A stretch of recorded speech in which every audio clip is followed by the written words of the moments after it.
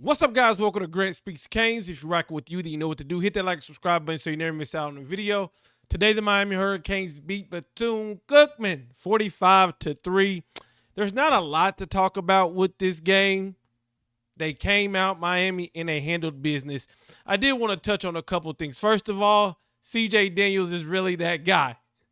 I call him Mr. Go and Get It. Because when you throw the ball in the air, he's going to go and get it. So CJ Daniels from Liberty transferred to LSU. Everybody thought because he didn't put up big numbers at LSU, he was just an all right pickup. Well, these first two games, he showed us that he's a big-time pickup. And not just with this play, because he's made big plays, and he made big plays tonight having 2 touchdowns. But Mario talking about how he changed the wide receiver locker room, how he put some more work ethic inside the locker room. So shout out to CJ Daniels. Carson Beck, 22 of 24, 264 yards, 2 touchdowns, no interceptions. I think he hit like 15 straight. Beautiful, beautiful, beautiful. Mark Fletcher toting the rock like he should. The offensive line moving people. We did good. Keontae Scott was everywhere the first couple drives, and then Wesley Bassane got kicked out of the game. But I'm just glad it was at the beginning of the game, because if it was at the end of the game, then he would have missed time last week. So I'm glad it was at the beginning, the first third down of the game. We got that over with. Take a breather, Wesley. Stop lowering your helmet, and then we're going to need you next week for USF. Now, like I said, everything was good, but I do have one takeaway.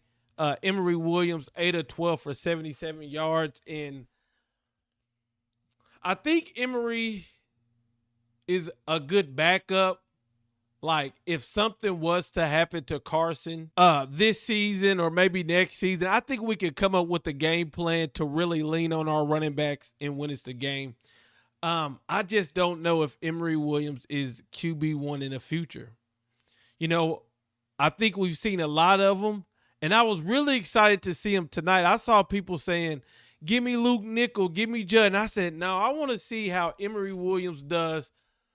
You know, he's throwing to a Josh Moore. He's throwing to some weapons, you know.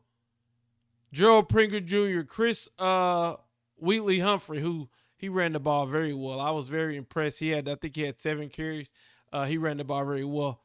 I just didn't see it in Emory. You know, he was throwing the Ray way. He had guys out there to where when Emory gets in the game against Bethune-Cookman, I expected more. He ended up being 8 of 12 for 77 yards.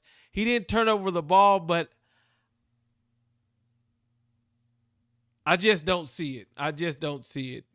That was just my takeaway from the game, is like, okay, we seen what happened with Iowa State. We seen what happened with Bethune-Cookman.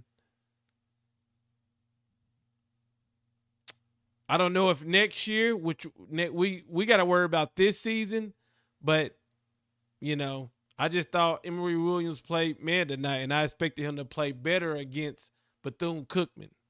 So I would love to know what you guys think. Did y'all want to see Luke Nickel or Judd? What are your thoughts on Emory Williams? But Miami 45, Bethune-Cookman 3. Next week we got USF. The best thing that happened to us and to our Miami Hurricanes was USF beating Florida.